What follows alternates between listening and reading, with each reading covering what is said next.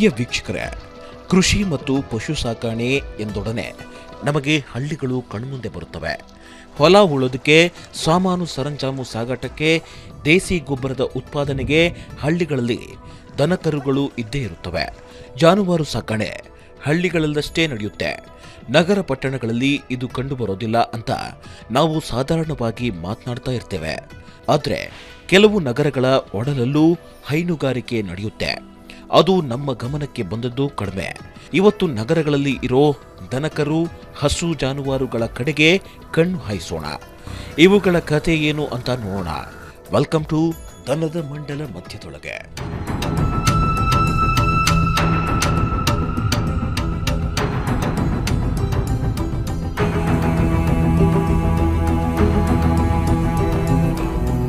ಸಾಮಾನ್ಯವಾಗಿ ನಾವು ನಮ್ಮ ಸುತ್ತಮುತ್ತಲ ಪ್ರದೇಶಗಳನ್ನ ಹಳ್ಳಿಗಳು ಮತ್ತು ನಗರಗಳು ಅಂತ ವಿಂಗಡಣೆ ಮಾಡಿಕೊಂಡಿದ್ದೀವಿ. ಇವೆರಡರ ನಡುವೆಯೂ ಅತ್ತ ಹಳ್ಳಿಯೂ ಆಗದೆ ಪಟ್ಟಣದ ವ್ಯಾಪ್ತಿಗೂ ಸೇರದೆ ಒಂದಷ್ಟು ಊರುಗಳು ಹಾಗೆ ಉಳಿದುಕೊಂಡು ಬಿಟ್ಟಿವೆ. ಪಟ್ಟಣಗಳು ಬೆಳೆದಂತೆ ಸುತ್ತಮುತ್ತಲಿನ ಹಳ್ಳಿಗಳನ್ನು ತನ್ನ ತೆಕ್ಕೆಗೆ ಸೆಳೆದುಕೊಂಡು ಬೆಳೆಯುತ್ತಿರೋದ್ರಿಂದ ಈ ಬಗೆಯ ಬೆಳವಣಿಗೆ ಆಗಿದೆ. ಇದರಂತೆ ರಾಜ್ಯದ ರಾಜಧಾನಿ ಬೆಂಗಳೂರಿನ ಕೆಲವು ಪ್ರದೇಶಗಳು ಇತ್ತ ಪೂರ್ತಿ ನಗರಗಳಾಗಿಯೂ ಬದಲಾಗದೆ ಅತ್ತ ಹಳ್ಳಿಗಳಾಗಿಯೂ ಉಳಿಯದೆ ತ್ರಿಶಂಕು ಸ್ಥಿತಿಯಲ್ಲಿ ಉಳಿದು ಬಿಟ್ಟಿವೆ.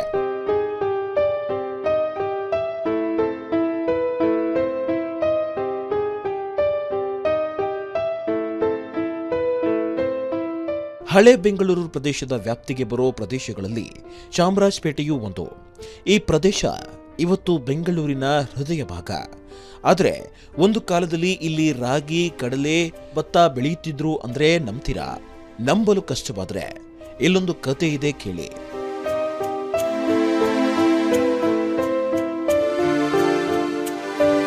ಚಾಮರಾಜಪೇಟೆಯಿಂದ ಕೂಗಳತೆಯ ದೂರದಲ್ಲಿರೋ ಬಸವನಗುಡಿ ಗೊತ್ತಲ್ಲ? ಈ ಬಸವನಗುಡಿಯಲ್ಲಿ ಪ್ರತಿ ವರ್ಷ ಕಡಲೆಕಾಯಿ ಪರಿಷೆ ನಡೆಯುತ್ತೆ. ಈ ಪರಿಷೆ ಹುಟ್ಟಿಕೊಂಡಿದ್ದೇ ಹಳೆ ಬೆಂಗಳೂರು ಪ್ರದೇಶದ ರೈತರಿಂದ.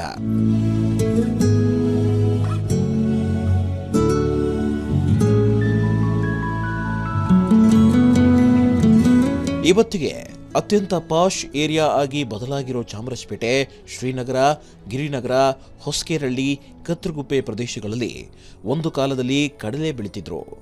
ದಂತಕಥೆಯೊಂದರ ಪ್ರಕಾರ ಶಿವನ ವಾಹನ ನಂದಿಯೂ ಒಂದ್ಸಲ ಈ ರೈತರ ಹೊಲಗಳಿಗೆ ನುಗ್ಗಿ ಬೆಳೆ ತಿನ್ನತೊಡಗಿತ್ತಂತೆ. ರೈತರು ಅದ್ಯಾವುದೋ ಬಿಡಾಡಿ ಹೋರಿ ಇರಬೇಕೆಂದು ಅಟ್ಟಿಸಿಕೊಂಡು ಹೋದ್ರಂತೆ. ಮುಂದೆ ಮುಂದೆ ಓಡಿ ಹೋದ ಶಿವನ ಹೋರಿ ಬಸವನಗುಡಿಯ ಗುಡ್ಡದಲ್ಲಿ ಕಲ್ಲಾಗಿ ಬಿಟ್ಟಿತ್ತಂತೆ. ಅದರ ನೆನಪಿಗೋಸ್ಕರ ಇವತ್ತಿಗೂ ಬಸವನಗುಡಿ ಪ್ರದೇಶದಲ್ಲಿ ಪ್ರತಿ ವರ್ಷ ಕಡಲೆಕಾಯಿ ಪರಿಷೆ ನಡೆಯುತ್ತದೆ.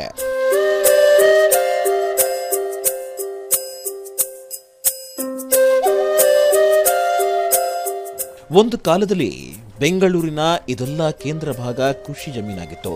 ದನ ಸಾಕಾಣಿಕೆಗೆ ಬೆಂಗಳೂರು ಸಹ ಪ್ರಸಿದ್ಧವಾಗಿತ್ತು ಅನ್ನೋದು ಈ ಕಥೆಯಿಂದ ದೃಢವಾಗುತ್ತೆ. ಈಗಲೂ ಕೂಡ ಈ ಪ್ರದೇಶದಲ್ಲಿ ಕೃಷಿಯನ್ನೇ ಅವಲಂಬಿಸಿರುವ ಒಕ್ಕಲಿಗರ ಸಮುದಾಯವೇ ಹೆಚ್ಚಿನ ಸಂಖ್ಯೆಯಲ್ಲಿ ನೆಲೆಸಿದೆ.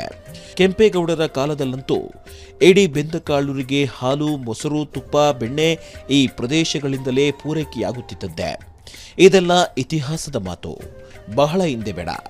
ಇಲ್ಲಿಗೆ ಕೇವಲ 5-6 ದಶಕಗಳ ಹಿಂದೆ ಚಾಮರಾಜಪೇಟೆ, ಶ್ರೀನಗರ, ಗಿರಿನಗರಗಳೆಲ್ಲ ಹೈನುಗಾರಿಕೆ ಬಹಳ ಜೋರಾಗಿ ನಡೆಯುತ್ತಿತ್ತು.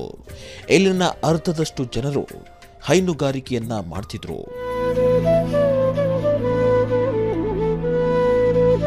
ಅವತ್ತಿನ ಪಳೆಯುಳಿಕೆಯೇನು ಎಂಬಂತೆ ಚಾಮರಾಜಪೇಟೆಯ ಕೆಂಪಾಬುದ್ದಿ ಕೆರೆಯ ಸುತ್ತಲಿನ ಬಡಾವಣೆಗಳಲ್ಲಿ ಈಗಲೂ 20ಕ್ಕೂ ಹೆಚ್ಚು ಕುಟುಂಬಗಳು ಹೈನುಗಾರಿಕೆಯನ್ನ ಮಾಡುತ್ತಿವೆ.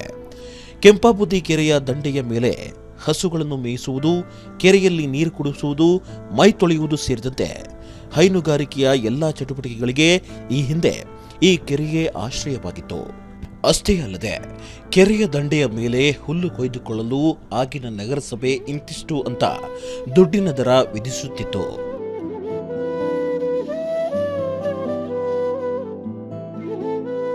ಹೀಗೆ ಕಾಲ ಒಂದರಲ್ಲಿ ಹೈನುಗಾರಿಕೆ ಮತ್ತು ಕೃಷಿಗೆ ಹೆಸರಾಗಿದ್ದ ಬೆಂಗಳೂರು ಪೇಟೆ ವರ್ಷದಿಂದ ವರ್ಷಕ್ಕೆ ಬೆಳೆಯುತ್ತಾ ಬಂದಂತೆ ಕೃಷಿ ಭೂಮಿ ಲೇಔಟ್ಗಳಾಗಿ ಬದಲಾಗಿ ಹೋದವು. ಕೃಷಿ ಭೂಮಿಯೇ ಇಲ್ಲದ ಮೇಲೆ ಹೈನುಗಾರಿಕೆ ಇನ್ನೆಲ್ಲಿಯತು? ಅದು ನಿಂತು ಹೋಯಿತು.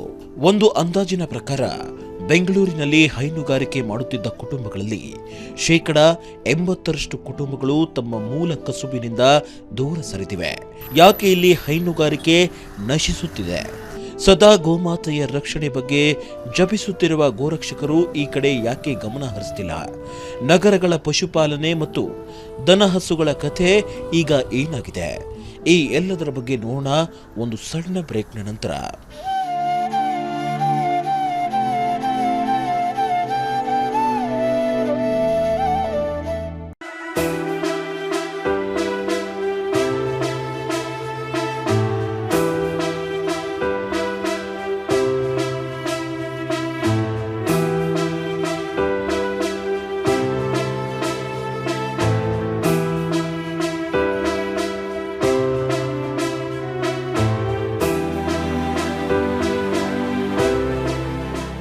ಇಷ್ಟೆಲ್ಲದರ ನಡುವೆ ಬೆಂಗಳೂರು ಇವತ್ತು ಬದಲಾಗಿದೆ. ಎಲ್ಲೆಲ್ಲೂ ಗಗನಚುಂಬಿ ಕಟ್ಟಡಗಳು ತಲೆ ಎತ್ತಿವೆ. ಇಲ್ಲೆಲ್ಲ ಮೊದಲು ಇದ್ದುದು ಕೃಷಿ, ವ್ಯವಸಾಯ, ಹೈನುಗಾರಿಕೆ. ಆಧುನಿಕ ಬದುಕು ನುಂಗಿ ಹಾಕಿದ ಈ ಪಾರಂಪರಿಕ ಇತಿಹಾಸದ ಊರಲ್ಲಿ ಇವತ್ತಿಗೂ ರಸ್ತೆಗಳಲ್ಲಿ ಹಸುಗಳು, ದನಗಳು ಎಲ್ಲೆಂದರಲ್ಲಿ ನಿಮಗೆ ಕಾಣಸಿಗುತ್ತವೆ. ವಾಹನ ಸವಾರರಿಗೆ ತಲೆ ಕೆಡಿಸಿಕೊಳ್ಳದೆ ರಸ್ತೆ ಮಧ್ಯೆಯೇ ಮಲಗಿಬಿಡುತ್ತವೆ. ಕೆಲವೊಮ್ಮೆ ವಾಹನಗಳಿಗೆ ಸಿಕ್ಕು ಈ ಹಸುಗಳು ಮೃತಪಟ್ಟಿದ್ದೂ ಇದೆ. ಅರೆ, ಬೆಂಗಳೂರಲ್ಲಿ ಇಷ್ಟೊಂದು ಹಸುಗಳು ಈಗಲೂ ಅತ್ಯಧಿಕ ಸಂಖ್ಯೆಯಲ್ಲಿ ಏಕೆ ಇವೆ? ಇವೇಕೆ ಕಸದ ತಿಪ್ಪೆಗಳ ತ್ಯಾಜ್ಯವನ್ನ ತಿಂದುಕೊಂಡು ಓಡಾಡುತ್ತಿವೆ ಅನ್ನೋ ಆಶ್ಚರ್ಯ ಎಲ್ಲರಂತೆ ನಮಗೂ ಆಗಿದ್ದು ನಿಜ. ಅದರಿಂದಲೇ ನಾವು ಈ ಬಿಡಾಡಿ ಹಸುಗಳ ಬೆನ್ನು ಬಿದ್ದಿವೆ.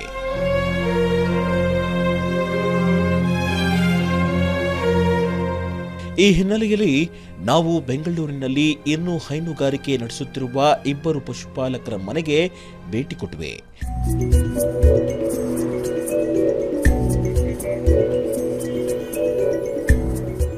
ಇವರು ಅಭಿಷೇಕ್ ಗೌಡ.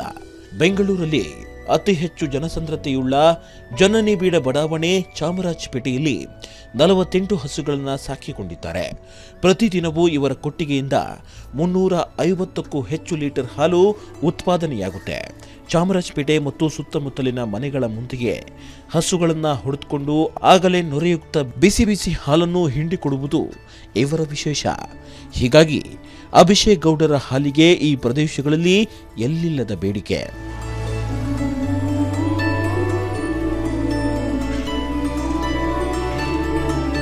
ಈ ಅಭಿಷೇಕ್ ಗೌಡ್ರು MBA ಪದವೀಧರರು. ಒಂದಿಷ್ಟು ದಿನ ಬೇರೆ ಬೇರೆ ಕಂಪನಿಗಳಲ್ಲಿ ಇವರು ಕೆಲಸ ಮಾಡಿದ್ರಾದ್ರೂ ಇವೆಲ್ಲಕ್ಕಿಂತ ಗೋಪಾಲನೆಗೆ ಮೇಲು ಅಂತ ಹೈನುಗಾರಿಕೆಗೆ ಮರಳಿದ್ರು. ಹೇಗೋ ಮನೆಯಲ್ಲಿ ಪೂರ್ವಜರಿಂದ ಬಳುವಳಿಯಾಗಿ ಬಂದ ಒಂದಿಷ್ಟು ಹಸುಗಳಿದ್ದವು. ಇವರ ಕುಟುಂಬ ಬೆಂಗಳೂರಿನಲ್ಲಿ ತಲೆತಲಾಂತರದಿಂದಲೂ ಹೈನುಗಾರಿಕೆಯನ್ನ ಮಾಡುತ್ತಿದೆ. ಮನೆಯಲ್ಲಿನ ಜೊತೆಗೆ ಮಂಡ್ಯ, ಮೈಸೂರು ಸುತ್ತಲಿನ ಹಳ್ಳಿಗಳಿಂದ ಒಂದಿಷ್ಟು ಹಸುಗಳನ್ನು ಖರೀದಿಸಿ ಹೈನೋದ್ಯಮವನ್ನ ಮತ್ತಷ್ಟು ಬೆಳೆಸಿದ್ದಾರೆ ಅಭಿಷೇಕ್ ಗೌಡ.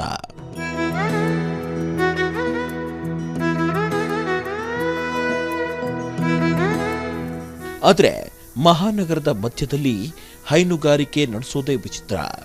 ಇವರ ಕೊಟ್ಟಿಗೆಯೊಳಗೆ ಒಮ್ಮೆ ದನ ಹಸು ಬಂದ್ರೆ ಒಮ್ಮೆಯೂ ಮತ್ತೆ ಹೊರಗಿನ ಜಗತ್ತನ್ನ ನೋಡೋಕ್ಕಾಗೋಲ್ಲ. ದನಗಳ ಎಲ್ಲ ಕ್ರಿಯೆಯೂ ಈ ಕೊಟ್ಟಿಗೆಯೊಳಗೆ ಆಗಬೇಕು.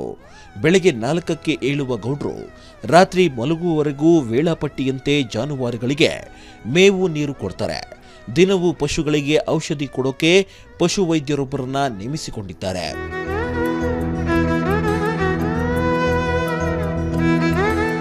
ಇಲ್ಲಿ ಹೈನುಗಾರಿಕೆ ಅಷ್ಟು ಸುಲಭದಲ್ಲ.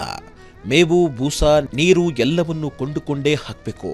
ಮೇಲಾಗಿ ಗಂಡು ಕರುಗಳನ್ನ ಅಥವಾ ಮುದಿಯಾದ ದನಗಳನ್ನ ಬೇಕಾಬಿಟ್ಟಿಯಾಗಿ ಮಾರೋ ಹಾಕಿಲ್ಲ. ಅವುಗಳನ್ನು ಒಂದು ಆಶ್ರಮಕ್ಕೆ ಒಯ್ಯಲಾಗುತ್ತಂತೆ. ಕೆಲವರು ಮಾರ್ವಾಡಿಗಳು ಒಂದು ಹಸುವಿಗೆ 10,000ದಷ್ಟು ದುಡ್ಡು ಕೊಟ್ಟು ಒಯ್ಯುತ್ತಾರಂತೆ. ಅಷ್ಟೊಂದು ದುಡ್ಡು ಕೊಟ್ಟು ಒಯ್ಯುವ ದನವನ್ನು ಅವರು ಏನ್ ಮಾಡ್ತಾರೆ ಅನ್ನೋದು ಅಭಿಷೇಕ್ ಗೌಡರಿಗೆ ಇದುವರೆಗೂ ಗೊತ್ತಾಗಿಲ್ಲ.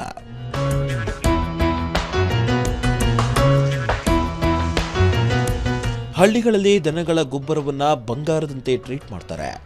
ನಮ್ಮ ಹಿರಿಕರು ಕೃಷಿಗಾಗಿ ತಿಪ್ಪೆ ಗೊಬ್ಬರವನ್ನೇ ಅವಲಂಬಿಸಿದ್ರು. ದಾರಿಯಲ್ಲೆಲ್ಲೋ ದನಗಳ ಸಗಣಿ ಬಿದ್ದಿದ್ರೆ ಅದನ್ನು ಜೋಪಾನವಾಗಿ ಒಯ್ದು ತಿಪ್ಪೆಗೆ ಹಾಕ್ತಾರೆ. ಆದರೆ ಗೋವುಗಳ ಗೋಮೂತ್ರ ಸಗಣಿ ಬಗ್ಗೆ ಇಷ್ಟೊಂದೆಲ್ಲ ಮಾತನಾಡುವ ನಮ್ಮ ನಾಗರಿಕ ಸಮಾಜ ಅದರ ಸದುಪಯೋಗಕ್ಕೆ ಮಾತ್ರ ಮನಸ್ಸು ಮಾಡಿಲ್ಲ.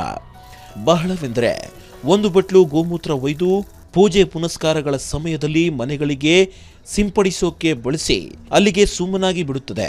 ನಗರಗಳಲ್ಲಿರೋ ಈ ತರದ ಪುಟ್ಟ ಪುಟ್ಟ ಹೈನೋದ್ಯಮಗಳ ಜಾಗದಲ್ಲಿ ಪ್ರತಿದಿನವೂ 100 ಎಕರೆಗಾಗುವಷ್ಟು ಗೋಮೂತ್ರ ಒಳಚರಂಡಿಗೆ ಸೇರಿ ಪೋಲಾಗುತ್ತಿದೆ. ಬೇರೆಯವರಾದರೆ ಎಲ್ಲರೂ ಬೀದಿಲಿ ಬಿಟ್ಬಿಡ್ತಾರೆ. ನಾವು ಮೇವು ತಂದು ಇಲ್ಲೇ ಇದು ಮಾಡಿ ಹಸುಗೆಲ್ಲ ಇಲ್ಲೇ ಇದು ಮಾಡ್ತೀವಿ. ಹಳ್ಳಿ ಥರ ಎಲ್ಲೂ ಇಲ್ಲಿ ಹುಲ್ಲು ಸಿಗೋಲ್ಲ, ಏನೂ ಸಿಗೋಲ್ಲ. ನಾವೆಲ್ಲ ಬೇರೆ ಕಡೆಯಿಂದ ಖರೀದಿ ಮಾಡಿ ಇಲ್ಲಿ ಬರಬೇಕು. ಬೆಳಗ್ಗೆ ರಾಗಿ ಹುಲ್ಲು, ಸಾಯಂಕಾಲ ಹಸಿ ಹುಲ್ಲು. ಅದು ಹಸಿ ಹುಲ್ಲು ಅವರೇ ಕೆಂಗೇರಿಯಿಂದ ಒಬ್ರು ಬರ್ತಾರೆ, ಅವ್ರು ಹಾಕ್ಬಿಟ್ಟು ಹೋಗ್ತಾರೆ. ಅವರಂದರೆ ಕಂತೆ 20 ರೂಪಾಯಿ ಹಂಗೆ ಕೊಡ್ತಾರೆ. ನಮ್ಗೆ 70ರಿಂದ 60 ಕಂತೆ ಬೇಕು. ರಾಗಿ ಹುಲ್ಲಾದರೆ 3 ವಾರ 4 ವಾರ ಸಾಕು.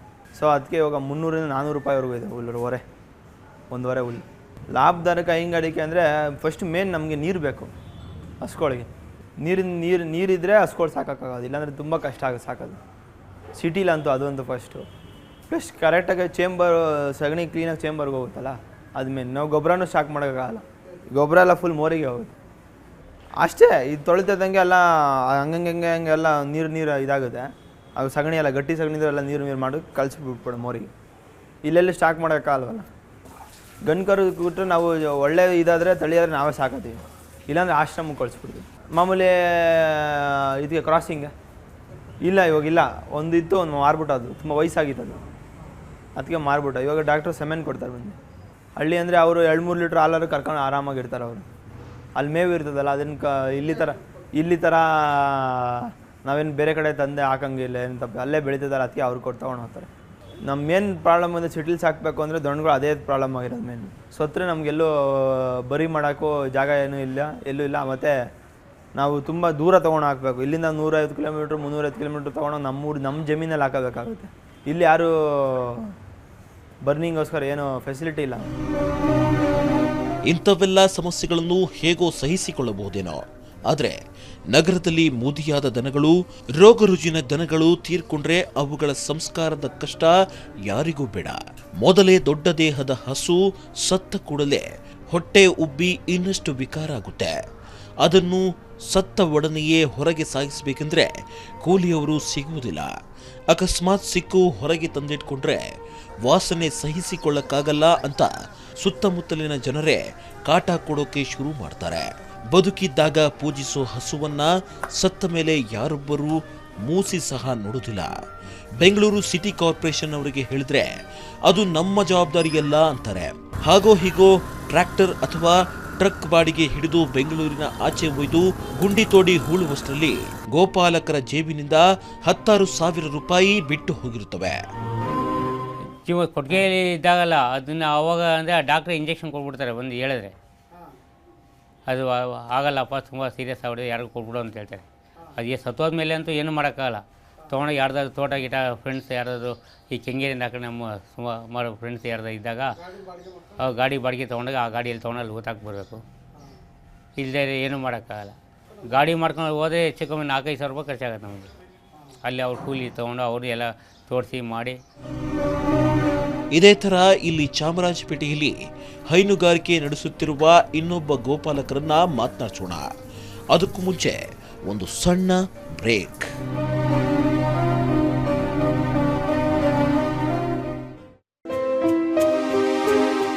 ವೆಲ್ಕಮ್ ಬ್ಯಾಕ್ ಟು ದನದ ಮಂಡಲ ಮಧ್ಯದೊಳಗೆ.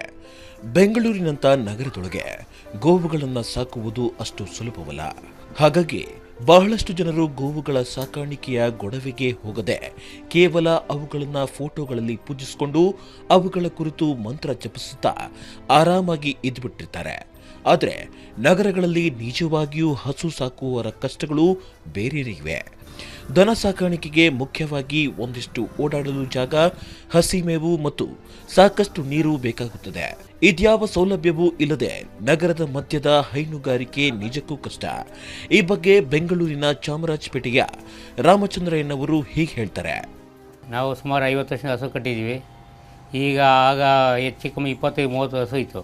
ಈಗ ನಮ್ಮ ಹತ್ರ ಇರೋದು 10 ಹಸುನೇ. ಅದಕ್ಕೆ ಮೇವಿನ ಕೊರತೆಯಿಂದ ಎಲ್ಲ ರೀತಿಯಲ್ಲ ತೊಂದರೆ ಇದೆ. ಸಗಣಿ ಸಾಕೋಕ್ಕೂ ಆಗಲ್ಲ, ಒಂದು ಮೇವು ಹುಲ್ಕೊಂಡು ಬೇಕಾದ್ರೆ ತುಂಬ ದೂರ ಹೋಗಬೇಕು, ಸಿಗ್ತಾಯಿಲ್ಲ. ಈ ಮಾರ್ಕೆಟಿಂದ ಸ್ವಲ್ಪ ಕೋಸೊಪ್ಪು ಸಿಗುತ್ತೆ, ಸ್ವಲ್ಪ ಯಾವಾಗಲೂ ಒಂದು ಸರಿ ಜೋಳ ಕಡ್ಡಿ ಬರ್ತದೆ, ಅದು ತೊಗೊಂಡು ಸ್ವಲ್ಪ ಹಾಕ್ತಾಯಿದ್ದೀವಿ. ಬೆಂಗಳೂರಿನಂಥ ಐಟಿ-ಬಿಟಿ ನಗರದಲ್ಲಿ ಹಸಿ ಮೇವನ್ನ ಎಲ್ಲಿಂದ ತರುವುದು? ಅಂತರ್ಜಾಲ ಬೇರೆ ಪಾತಾಳ ಕಾಣುತ್ತಿದೆ. ಒಂದೇ ಕಡೆ ಕಟ್ಟಿದರೆ ಹಸುಗಳಿಗೆ ಹಲವಾರು ರೋಗಗಳು ಬರುತ್ತವೆ. ಮೊದಲೇ HF ಜರ್ಸಿ ತಳಿಯ ದೊಡ್ಡ ದೇಹದ ಹಸುಗಳು ಅವು. ಮಲಗಿದ್ದಲ್ಲೇ ಮಲಗಿದ್ರೆ ಕಾಲುಗಳೇ ಶಕ್ತಿಹೀನವಾಗಿ ಏಳುವುದು ಮಲಗುವುದು ಕಷ್ಟವಾಗಿ ದನಗಳು ಸಾಯುತ್ತವೆ. ಹೊರಗಡೆ ಬಿಟ್ಟು ಒಂದಿಷ್ಟು ಓಡಾಡಿಸಬೇಕೆಂದ್ರೆ ಜನರಿಗೆ ತೊಂದರೆ. ಇಂಥ ಧರ್ಮ ಸಂಕಟ ನಗರಗಳ ಪಶುಪಾಲಕರದ್ದು. ಮೊದಲೆಲ್ಲ ಇಲ್ಲೆಲ್ಲ ಹಳ್ಳಿ ಥರ ಇತ್ತು, ಹಸುಗಳಿಗೆಲ್ಲ ವಾಕಿಂಗ್ ಮಾಡ್ತಾಯಿದ್ರಿ, ಹಾಲೆಲ್ಲ ಅವಾಗ ಚೆನ್ನಾಗಿ ಕೊಡ್ತಾಯಿತ್ತು, ಇದು ಮಾಡ್ತಾಯಿತ್ತು. ಇವಾಗ ಹಸು ಎಲ್ಲ ಕಡಿಮೆ ಆಗಿಬಿಟ್ಟಿದೆ ಫುಲ್ಲು. ಮೊದಲು 1000ಕ್ಕೂ ಎಲ್ಲ ಕಡೆ ನೋಡಿದ್ರು ಹಸುಗಳು ಇತ್ತು, ಪ್ರಾಣಿಗಳಿಗೆಲ್ಲ ಆರೋಗ್ಯವಾಗಿತ್ತು, ಎಲ್ಲರೂ ವಾಕಿಂಗ್ ಮಾಡ್ತಾಯಿದ್ರು. ಇವಾಗ ಹಸುಗಳು ಇಟ್ಕೊಂಡು ಅವ್ರಿಗೂ ತೊಂದರೆ ಫುಲ್ಲು. ಯಾಕಂದರೆ ನಮ್ಮ ಸ್ನೇಹಿತರ ಅಕ್ಕಪಕ್ಕ ಮನೆಯದವ್ರಿಗೂ ತೊಂದರೆ ಆಗುತ್ತೆ ಅಂತ ಎಲ್ಲ ಹೇಳ್ತಾರಂತ ಕಡಿಮೆ ಆಗಿಬಿಟ್ಟಿದೆ. ಯಾವುದೇ ಪ್ರಾಣಿ ಆರೋಗ್ಯವಾಗಿರಬೇಕಂದ್ರೆ ನೈಸರ್ಗಿಕವಾಗಿ ಓಡಾಡಿಕೊಂಡಿರಬೇಕು. ಅದಕ್ಕೆ ವೈದ್ಯರು ಯಾವುದೇ ಕಾಯಿಲೆ ವಾಸಿಯಾಗಬೇಕಂದ್ರೆ ಮೊದಲು ವಾಕಿಂಗ್ ಮಾಡಿ ಅಂತಾರೆ. ಹಸು ದನಗಳನ್ನು ಸಹ ನಡೆದಾಡಿಸಲೇಬೇಕು. ಒಂದೇ ಕಡೆ ಕಟ್ಟಿದ್ರೆ ಗಂಜಳ ಸಗಣಿಯ ದುರ್ವಾಸನೆ ಸಹಿಸಕ್ಕಾಗಲ್ಲ ಅಂತ ಸುತ್ತಮುತ್ತಲಿನವರ ಕಿರಿಕಿರಿ ಶುರುವಾಗುತ್ತೆ. ಹೀಗಾಗಿ ಇಂದು ನಗರ ಮಧ್ಯೆ ಹೈನುಗಾರಿಕೆ ನಡೆಸೋದು ಅಷ್ಟು ಸುಲಭ ಅಲ್ಲ.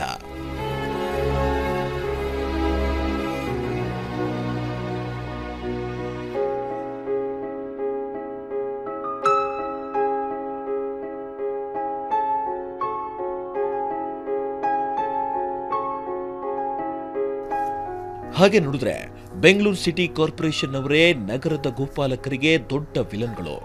ರಸ್ತೆಯ ಆಚೀಚೆ ಎಲ್ಲಿಯೇ ಹಸುಗಳು ಕಂಡ್ರು ತಮ್ಮ ವಾಹನದಲ್ಲಿ ಹೇರ್ಕೊಂಡು ಒಯ್ದು ಬಿಡ್ತಾರೆ. ಒಮ್ಮೊಮ್ಮೆ ಮನೆ ಮುಂದೆ ಕಟ್ಟಿ ಹಾಕಿದ ಹಸು ದನಗಳನ್ನ ಸಹ ಎಳೆದೊಯ್ದಿದ್ದು ಇದೆ. ಹೀಗೆ ಮಾಡಿದ್ರೆ ಹಸು ಸಾಕೋರಿಂದ ಒಂದಿಷ್ಟು ಲಂಚ ಗಿಟ್ಟಿಸಿಕೊಳ್ಳಬಹುದು ಅನ್ನೋದು ಬಿಬಿಎಂಪಿ ಅಧಿಕಾರಿಗಳ ಲೆಕ್ಕಾಚಾರ. ಅಲ್ಲಿಂದ ಹಸುಗಳನ್ನ ಬಿಡಿಸಿಕೊಂಡು ಹೊರಬರಬೇಕಾದ್ರೆ ಗೋಪಾಲಕರ ಜೇಬಿನಿಂದ ಸಾವಿರಾರು ರೂಪಾಯಿ ಕೈಬಿಟ್ಟಿರುತ್ತದೆ. ಇದೆಲ್ಲ ಹೋಗ್ಲಿ, ಕಾರ್ಪೊರೇಷನ್ ಆಫೀಸ್ನಿಂದ ತಮ್ಮ ಕೊಟ್ಟಿಗೆಯವರೆಗೆ ಈ ದನಗಳನ್ನ ನಡೆಸಿಕೊಂಡೇ ಹೋಗಬೇಕಾದ್ರೆ ಬೆಂಗಳೂರಿನ ಗೋಪಾಲಕರಿಗೆ ಸಾಕಾಗಿ ಬಿಡುತ್ತದೆ. ನಾವು ಅಲ್ಲಿಂದ 40ರಿಂದ 50 ರೂಪಾಯಿ ಕೊಡಲೇಬೇಕು ಒಂದು ಮೂಟೆಗೆ. ಅದು ತಂದರೆ ಒಂದು ಹಸು 2 ಹಸು ಇಲ್ಲ 3 ಹಸು ತಿನ್ಬೋದು. ಸ್ವಲ್ಪ 2 ಹಸುಗೆ ಬರೋದು ಜಾಸ್ತಿ ಬರೋಲ್ಲ. ಆ ಥರದ್ದು ಒಂದು 10 ಹಸು ಇರೋದಕ್ಕೆ ದಿನಕ್ಕೆ ಒಂದು ನಾವು 5-6 ಚೀಲ ಆದರೂ ತರಲೇಬೇಕು. ಅದು ತಂದ್ರೇ, ಇಲ್ಲ ಅಂದರೆ ಒಣಲ್ ತರಬೇಕು. ಒಣಲ್ ಇವತ್ತು 3 ಹಸುಗೆ ಆಗೋಷ್ಟು ಹುಲ್ಲು 150 ರೂಪಾಯಿ. ಹಸಿ ಹುಲ್ಲು ಒಂದು 4 ಹೊರೆ ತೊಗೊಂಡ್ರು ಕೂಡ ಒಂದು ಹಸುಗೆ ಸಾಲಲ್ಲ. ಆ ಹುಲ್ಲು ತಂದು ಹಾಕಿದ್ರೆ ಹೊಟ್ಟೆ ತುಂಬಲ್ಲ ಅವಕ್ಕೆ. ವಯಸ್ಸಾದ ತೀರಾ ದನಗಳು ಅವರು ಅದನ್ನೂ ಕೂಡ ತೊಗೊಳ್ತಾರೆ. ಅತಿ ತೀರಾ ಆದರೆ ಯಾವುದು ಆಗದೆ ಹೋದರೆ ಸತ್ತೋದ್ರೆ ತೊಗೊಂಡು ತುಂಬ ದೂರ ಎಲ್ಲರೂ ಊತಾಕ್ತೀವಿ. ಇಲ್ಲ ಅಂದರೆ ಇವಾಗಂತೂ ಊತಾಕೋಕ್ಕೆ ಜಾಗನೂ ಇಲ್ಲ, ತುಂಬ ತೊಂದರೆ ಆಗಿದೆ. ಕಸಾಯಿಖಾನೆ ಮೊದಲೆಲ್ಲ ಬರ್ತಾರೆ, ಇವಾಗ ಯಾರೂ ಬರ್ತಾಯಿಲ್ಲ. ಇವಾಗ ಬಿಡ್ತಾರೆ. ನಾನು ಯಾವತ್ತೂ ಆಚೆ ಬಿಟ್ಟಿದ್ದೇ ಇಲ್ಲ. ಅದು ಈಗ ಒಂದು 6 ತಿಂಗಳಿಂದ ಸ್ವಲ್ಪ ಆಚೆ ಬಿಡ್ತಾಯಿದ್ದೀನಿ. ಕಾಲು ನೋವು ಹೋಗ್ಬೇಕಾದ್ರೆ ನಿಮ್ಮ ಹೊಸ ಗಾಳಿ ಆಚೆ ಇದ್ದೇ ಹೋಗೋದ್ರಿಂದ ಬಿಡ್ತಾಯಿದ್ದೀನಿ. ಈಗ ಅದು ಬಿಡೋಕ್ಕೆ ತೊಂದರೆ. 1 ಅವರ್ ಬಿಟ್ಟರು ಕೂಡ ಅಷ್ಟೊತ್ತಿಗೆ ಪೊಲೀಸ್ನವ್ರು ಒಂದು ಕಡೆ ಬರ್ತಾರೆ, BBMP ಒಂದು ಕಡೆ ಬರ್ತಾರೆ, ಎಲ್ಲರೂ ತೊಂದರೆ ಮಾಡ್ತಾರೆ. ಹಸು ಯಾಕೆ ಆಚೆ ಬಿಡ್ತೀನಿ ಮನೇಲಿ ಕಟ್ಕೊ ಅಂತ. ಆದರೆ ಹಸು ಗಂಡ ಬೇಕು, ಹಸು ಬೇಕು, ಸಗಣಿ ಬೇಕು, ದೇವ್ರ ಪೂಜೆ ಎಲ್ಲ ಮಾಡಬೇಕು. ಹಸು ಮಾತ್ರ ಬೇಡ. ಆದರೆ ಹಸು ಮಾತ್ರ ಅವ್ರ ಮನೆ ಹೋಗಬಾರ್ದು, ಬರಬಾರ್ದು, ಗಲಾಟೆ ಕಂಪ್ಲೇಂಟ್ ಮಾಡ್ತಾರೆ. ತಿರ್ಗಿ ಅವ್ರು ಬರ್ತಾರೆ, ಅವರು ನಿಮ್ಮಿಂದ ಜನಗಳ ತೊಂದರೆ ಆಗುತ್ತಪ್ಪ, ನಿಮ್ಮ ಹಸು ಒಳಗೆ ಕಟ್ಕೊಳಪ್ಪ ಅಂತ ಹೇಳ್ತಾರೆ. ಪ್ರತಿಯೊಂದಕ್ಕೂ ಬೇಕು ಅಂತಾರೆ, ಪ್ರತಿಯೊಂದಕ್ಕೂ ಹಸು ಬೇಕೇ ಬೇಕು ಅಂತಾರೆ, ಗಂಡಲೇಬೇಕು. ಆದರೆ ಅವ್ರ ಮನೆ ಹತ್ರ ಮಾತ್ರ ಹಸು ಮಾತ್ರ ಬರೋದು ಬೇಡ, ಬೇರೆ ಆಗುತ್ತೆ.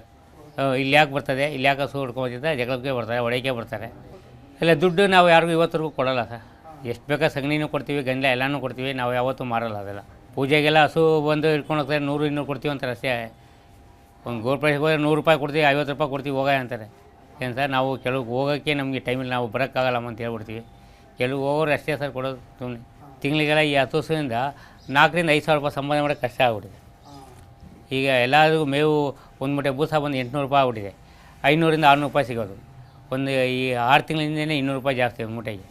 ಕಡಲೆ ಒಟ್ಟು 26 kg ಬರ್ತಾಯಿತ್ತು ಸುಮಾರು ಒಂದು 3 ವರ್ಷಕ್ಕೆ ಮುಂಚೆ. ಈಗ ಬರೀ 18 kgಗೆ 500 ರೂಪಾಯಿ ಆಗ್ಬಿಟ್ಟಿದೆ. ಹಿಂಡಿ ಬಂದು 40 ರೂಪಾಯಿ 1 kg. ಅಕ್ಕಿ ಬೆಲೆ ಮಾಡ್ತಾಯಿದೆ 1 kg ಹಿಂಡಿ. ಇವಾಗ ಅದು ಒಳ್ಳೆ ಹಿಂಡಿ ಸಿಗೋದು ಇಲ್ಲ ದುಡ್ಡು ಕೊಟ್ಟರು. ಸರ್ಕಾರದ ಇವತ್ತರೆಗೂ ನಮ್ಗೆ ಯಾವುದೇ ಪ್ರೋತ್ಸಾಹನೆ ಮಾಡಿಲ್ಲ, ಅವರು ಮಾಡ್ತಾನೂ ಇಲ್ಲ. ಸುಮ್ಮನೆ ನೀವು ಅವ್ರು ಇನ್ನೂ ಹೇಳೋದೇನೋ ಹಸು ಸಾಕಬೇಕು, ಎಲ್ಲ ಮಾಡಬೇಕು. ಅದು ಜೀವಂತವಾಗಿ ಇರಬೇಕು, ಅದಕ್ಕೆ ಆರೋಗ್ಯವಾಗಿ ಏನೋ ಸಹಾಯ ಮಾಡುತ್ತಾನೆ. ನಮಗೊಂದು ಸಬ್ಸಿಡಿ ಅಂತ ಏನೂ ಮಾಡಲ್ವಲ್ಲ. ನೋಡಿ, 1-2 ಪಡ್ಡೆ ಸಾಕ್ತಾಯಿದ್ದೀನಿ, ಸುಮಾರು 2.5 ವರ್ಷದಿಂದ ಸಾಕ್ತಾಯಿದ್ದೀನಿ, ಫಲ ಆಗ್ತಾಯಿಲ್ಲ. ಅದು ಮಾರೋಕ್ಕೂ ಆಗೋಲ್ಲ. ಯಾರು ಹಳ್ಳಿಯವ್ರು ಬರಬೇಕು, ಅದನ್ನ ಚಾಯ್ಸ್ ಮಾಡಿದವ್ರು ತೊಗೊಂಡೋಗ್ತಾರೆ. ಏನು ಸರ್, ಈಗ ನಾವು ಕೈಯಿಂದ ಹಾಕಿ ಸಾಕ್ತಾಯಿದ್ವಿ. ಬೇರೆ ಕಟಕರೆಲ್ಲ ಮಾರೋಕ್ಕೆ ಇಷ್ಟ ಬರೋಲ್ಲ ಅಂಥವನ್ನೆಲ್ಲ. ಒಳ್ಳೆ ತಳಿ, ಒಳ್ಳೆ ಹಾಲು ಕರೀತದೆ, ಒಂದು ಆಸೆ ಮನುಷ್ಯ, ಅದರಿಂದ ತಿಂದಿದ್ದೀವಿ. ಮಾರಬಾರ್ದು ಒಂದು ಉದ್ದೇಶ ಇಟ್ಕೊಂಡಿದ್ವಿ. ಒಟ್ಟಾರೆ ಹೇಳಬೇಕಂದ್ರೆ ಹಳ್ಳಿಗಳಲ್ಲೇ ಆಗಲಿ ನಗರಗಳಲ್ಲೇ ಆಗಲಿ ಹೈನುಗಾರಿಕೆ ಇವತ್ತಿಗೂ ಲಾಭದಾಯಕ ಉದ್ಯಮವೇ. ಆದರೆ ಗೋವುಗಳ ಆರೋಗ್ಯದ ಕಡೆ ಗಮನ ಕೊಡದಿದ್ರೆ ಗೋವುಗಳು ಅಕಾಲ ಮೃತ್ಯುವಿಗೆ ಈಡಾಗಿ ಗೋಪಾಲಕರಿಗೆ ಭರಿಸಲಾಗದ ನಷ್ಟವಾಗುತ್ತದೆ. ಹೀಗಾಗಿ ಇತ್ತೀಚೆಗೆ ಗೋವುಗಳನ್ನು ಸಾಕುವುದು ಬಹಳ ಕಷ್ಟಕರ. ಗೋವುಗಳನ್ನು ಮಾರಿ ಈ ಕೊಟ್ಟಿಗೆಯ ಜಾಗದಲ್ಲಿ ಮಹಲಿನ ಮನೆ ಕಟ್ಟಿಸಿ ಬಾಡಿಗೆ ಕೊಟ್ಟರೆ ಕುಳಿತುಕೊಂಡು ಆರಾಮವಾಗಿ ಊಟ ಮಾಡಬಹುದು ಎಂದು ರಾಮಚಂದ್ರಯ್ಯ ವಿಷಾದ ವ್ಯಕ್ತಪಡಿಸುತ್ತಾರೆ. ನಗರದ ಗೋಪಾಲಕರಿಗೆ ಇದೆಲ್ಲಕ್ಕಿಂತ ದೊಡ್ಡ ಸಮಸ್ಯೆಯಾಗಿ ಕಾಡುತ್ತಿರುವುದು ಪ್ಲಾಸ್ಟಿಕ್. ಇತ್ತೀಚಿನ ದಿನಗಳಲ್ಲಿ ಬೇಕಾಬಿಟ್ಟಿಯಾಗಿ ಅಡುಗೆ ಮಾಡುವುದು ಅಥವಾ ಹೋಟೆಲ್ನಲ್ಲಿ ಕೊಂಡು ತಂದು ಅರ್ಧ ತಿಂದು ಅರ್ಧ ಬಿಸಾಕುವುದು ನಾಗರಿಕ ಪ್ರತಿಷ್ಠೆಯ ವಿಷಯವಾಗಿ ಬಿಟ್ಟಿದೆ. ಆದರೆ ಆ ಅನ್ನವನ್ನ ಪ್ಲಾಸ್ಟಿಕ್ ಕವರ್ನಲ್ಲಿ ಬಿಸಾಡುವುದು ಒಂದು ಗೋವಿನ ಹತ್ಯೆಗೆ ಸಮನಾದ ಕ್ರೌರ್ಯ ಅನ್ನೋದನ್ನ ಜನರು ಮನಗಾಣಬೇಕು.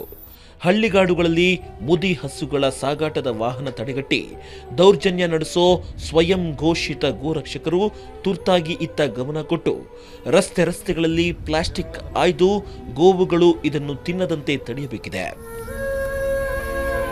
ನಡೆದಾಡಲೆಂದು ಗೋಪಾಲಕರು ರಸ್ತೆಗೆ ಬಿಡುವ ಹಸುಗಳು ಎಲ್ಲೆಂದರಲ್ಲಿ ಬಿದ್ದಿರುವ ಪ್ಲಾಸ್ಟಿಕ್ ಕವರ್ಗಳನ್ನು ತಿನ್ನುತ್ತವೆ. ಪ್ಲಾಸ್ಟಿಕ್ ಮಣ್ಣಿನಲ್ಲಿ ಆಗಲಿ ದೇಹದಲ್ಲಿ ಆಗಲಿ ಜೀರ್ಣವಾಗುವ ನಾಶವಾಗುವ ಪದಾರ್ಥವಲ್ಲ.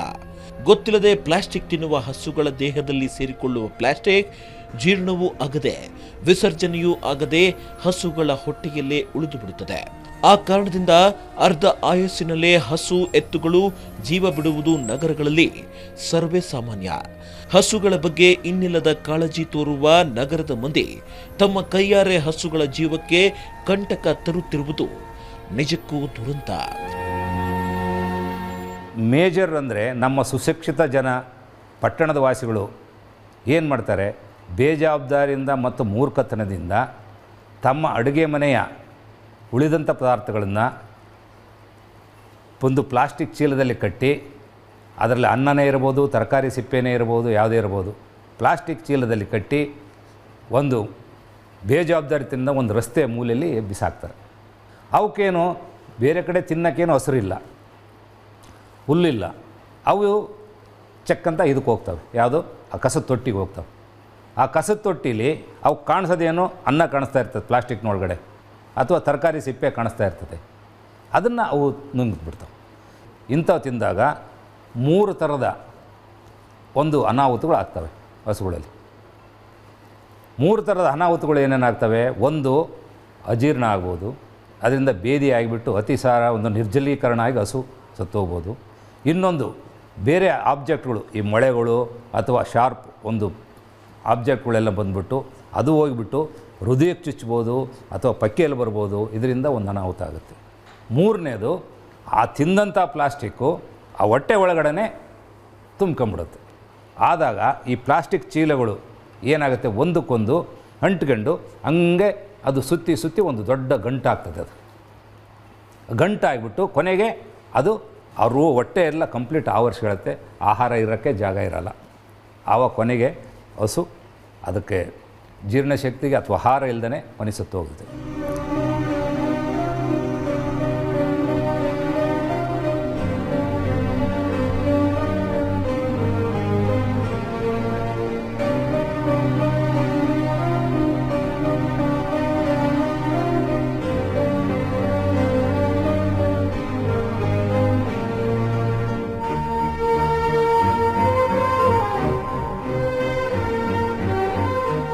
ಪ್ಲಾಸ್ಟಿಕ್ ಅನ್ನೋದಕ್ಕಂಥ ಅನಿಷ್ಟವಾದಂಥ ವಸ್ತು ಅದು.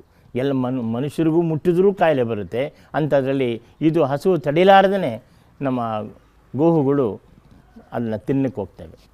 ಗಾಜು ಪೀಸ್ಗಳು ಬಿದ್ದೈತೆ ರೋಡ್ನಲ್ಲಿ, ಮತ್ತೊಂದು ಪ್ಲಾಸ್ಟಿಕ್ ಚೀಲಗಳಿರ್ಬೋದು, ಪ್ಲಾಸ್ಟಿಕ್ ಪೇಪರ್ಗಳಿರ್ಬೋದು, ತಿನ್ನೋ ಅನೇಕ ಕಾಯಿಲೆಗಳು ಬರ್ತವೆ. ಮತ್ತು ಏನಾಗುತ್ತೆ ಅಂದರೆ ಈ ಹೋಟ್ಲುಗಳಲ್ಲಿ ಅದು ನಿಷೇಧ ಆಗಿದೆ, ಆದರೂ ಕೂಡ ಜಾರಿಯಲ್ಲಿಲ್ಲ. ಆಳವಾಗಿ ನೋಡಿದಾಗ ಅದು ಜಾರಿಯಲ್ಲಿ ಇನ್ನೂ ಬಂದಿಲ್ಲ. ಅಂಗಡಿಗಳಲ್ಲಿ, ಚಿಲ್ಲರೆ ಅಂಗಡಿಗಳಲ್ಲಿ ಮತ್ತೊಂದು ಪ್ಲಾಸ್ಟಿಕ್ ಅಂದರೆ ಅದು ಭಾಳ ಸುಲಭವಾಗಿ ಸಿಗ್ತಕ್ಕಂಥ ವಸ್ತು ಒಂದು ಅಂತಾರೆ ಬಿಸಾಕ್ಪಡಿಸಲೋಡಿಗೆ. ಅದು ಆಹಾರಕ್ಕೋಸ್ಕರ ಹಸುವನ್ನು ನೀಗಿಸಲಿಕ್ಕೋಸ್ಕರವಾಗಿ ನಮ್ಮ ಗೋಮಾತೆಗಳು ಅಂದರೆ ನಮ್ಮ ಹಸುಗಳಿರ್ಬೋದು, ಕರುಗಳಿರ್ಬೋದು, ಎತ್ತುಗಳಿರ್ಬೋದು, ಯಾವುದೇ ಆಗಲಿ ಅವು ತಿನ್ನಕ್ಕೆ ಹೋಗಿ ಕಾಯಿಲೆಗೆ ಒಳಪಟ್ಟು ಸತ್ತು ಹೋಗ್ತಾ ಇವೆ. ಇಂದು ಗೋರಕ್ಷಣೆ ಬಗ್ಗೆ ಅತಿ ಹೆಚ್ಚು ಚರ್ಚೆಗಳಾಗುತ್ತಿರುವುದು ನಗರಗಳಲ್ಲಿ. ಬೆಂಗಳೂರಿನಂಥ ನಗರದಲ್ಲಿ ಗೋವುಗಳು ರಕ್ಷಣೆ ಕುರಿತು ಒಂದಲ್ಲ ಒಂದು ಕಡೆ ಉಪನ್ಯಾಸ, ದೀಕ್ಷೆ, ಸಂಕಲ್ಪ, ಭಾಷಣ ಕಾರ್ಯಕ್ರಮಗಳು ನಡೆಯುತ್ತವೆ. ನಗರದೆಲ್ಲೆಡೆಯ ವೃತ್ತಗಳಲ್ಲಿ ಗೋರಕ್ಷಣೆಯ ಕುರಿತು ಬ್ಯಾನರ್ಗಳು ಕಂಡುಬರುತ್ತವೆ, ಪೋಸ್ಟರ್ಗಳು ಕಾಣುತ್ತವೆ. ಗೋವುಗಳ ರಕ್ಷಣೆ ಕುರಿತು ಇಷ್ಟೆಲ್ಲ ತಲೆಕೆಡಿಸಿಕೊಳ್ಳುವ ಗೋಪ್ರೇಮಿಗಳು ವಾಹನವೊಂದಕ್ಕೆ ಹಸುವೊಂದು ಅಡ್ಡ ಬಂದರೆ ಕಲ್ಲು ಹೊಡಿತಾರೆ. ದನ ಸಾಕೋದಾದ್ರೆ ಹಳ್ಳಿಗೆ ಹೋಗಿ ಸಾಕೊಳ್ಳಿ, ದುರ್ವಾಸನೆ ತಡೆಯೋಕ್ಕಾಗಲ್ಲ ಅಂತ ಇಡೀ ಬಡಾವಣೆಯವರೇ ಗೋಪಾಲಕರೊಂದಿಗೆ ಜಗಳಕ್ಕೆ ನಿಲ್ತಾರೆ. ಇದು ನಿಜಕ್ಕೂ ವಿಪರ್ಯಾಸ. ಹಸುಗಳಿಗೆ ಗೌಮಾತೆ ಅಂತೀವಿ, ದೇವರಂತ ಪೂಜೆ ಮಾಡ್ತೀವಿ. ಆದರೆ ನಾವು ದೇವ್ರನ್ನ ನೋಡ್ಕೊಳ್ಳೋ ಥರ ಅವ್ರನ್ನ ನೋಡ್ಕೊತಾ ಇದ್ದೀವ? ಯಾರು ಪ್ರಶ್ನೆ ಮಾಡ್ಬೋದು ಬೇಕಿದ್ರೆ. ಹಸುಗಳಿಗೆ ದೇವರು ಅಂತೀವಿ, ಪೂಜೆ ಮಾಡಬೇಕು ಅಂತ ಇರ್ತೀವಿ. ಪೂಜೆ ಟೈಮಲ್ಲಿ ಒಂದು ದಿನ ಪೂಜೆ ಮಾಡ್ತೀವಿ, ಆಮೇಲೆ ಬಿಟ್ಬಿಡ್ತೀವಿ. ಆಮೇಲೆ ರೋಡಲ್ಲಿ ಕಸ ಎಲ್ಲ ತಿನ್ನುತ್ತೆ, ಅದೆಲ್ಲ ನಾವು ನೋಡ್ತೀವ? ಇಲ್ಲ. ಟ್ರಾಫಿಕ್ ಜಾಮ್ ಆಗುತ್ತೆ, ಪೊಲೀಸ್ ಅವರೆಲ್ಲ ಬರ್ತಾರೆ, ದಂಡ ಎಲ್ಲ ಕಟ್ಟಬೇಕು, ಆಮೇಲೆ ಕಸ ಮಾಡ್ತಾರೆ ಅಂತ ಆ ಟೈಮಲ್ಲಿ ಯಾರಾದರೂ ದೇವರು ಅಂತ ನೋಡ್ತಾರಾ? ಇಲ್ಲ. ನಗರಗಳಿಗೆ ಸ್ವಾದಿಷ್ಟವಾದ ತಾಜಾ ಹಾಲು, ತಾಜಾ ಗೋಮೂತ್ರ ಬೇಕೆನ್ನುವ ಗೋಪ್ರೇಮಿಗಳು ನಗರದೊಳಗೆ ಗೋವುಗಳನ್ನು ಸಾಕುತ್ತಿರುವ ಗೋಪಾಲಕರಿಗೆ ಬೆನ್ನೆಲುಬಾಗಿ ನಿಲ್ಲಬೇಕಿದೆ. ಬೆಂಗಳೂರಿನಲ್ಲಿ ಗೋವುಗಳು, ಕೊಟ್ಟಿಗೆಗಳು ಹೆಚ್ಚಿನ ಸಂಖ್ಯೆಯಲ್ಲಿರುವ ಬಡಾವಣೆಗಳಲ್ಲಿ ಗೋವುಗಳ ನಡೆದಾಟಕ್ಕೆ ಪರ್ಯಾಯ ವ್ಯವಸ್ಥೆ ಮಾಡಲು ಸಾಧ್ಯವೇ ಅಂತ ನೋಡಬೇಕಿದೆ. ಸಾಧ್ಯವಾದರೆ ಒಂದು ಪಾರ್ಕನ್ನು ಗುರುತಿಸಿ ಅಲ್ಲಿ ಸಂಜೆ ಬೆಳಿಗ್ಗೆ ಹಸು ದನಗಳನ್ನು ಓಡಾಡಿಸಲು ಅನುವು ಮಾಡಬೇಕಾಗಿದೆ. ಜೊತೆಗೆ ಎಲ್ಲೆಂದರಲ್ಲಿ ಪ್ಲಾಸ್ಟಿಕ್ ಹಾಳೆಗಳನ್ನು ಚೆಲ್ಲದೆ ಗೋವುಗಳ ಜೀವಕ್ಕೆ ಮಾರಕವಾಗದಂತೆ ನೋಡಿಕೊಳ್ಳಬೇಕಾಗಿದೆ. ಜೊತೆಗೆ ವಯಸ್ಸಾದ ಹಸುಗಳ ಮಾರಾಟಕ್ಕೆ ಸರ್ಕಾರವೇ ಒಂದು ಸೂಕ್ತ ವ್ಯವಸ್ಥೆಯನ್ನ ಮಾಡಬೇಕಿದೆ ಎಂದು ಹೇಳ್ತಾ ಇವತ್ತಿನ ಸಂಚಿಕೆಯನ್ನ ಮುಗಿಸೋಣ. ಸುದ್ದಿ ಟಿವಿ, ನಾವು ಸುಳ್ಳು ಹೇಳಲ್ಲ.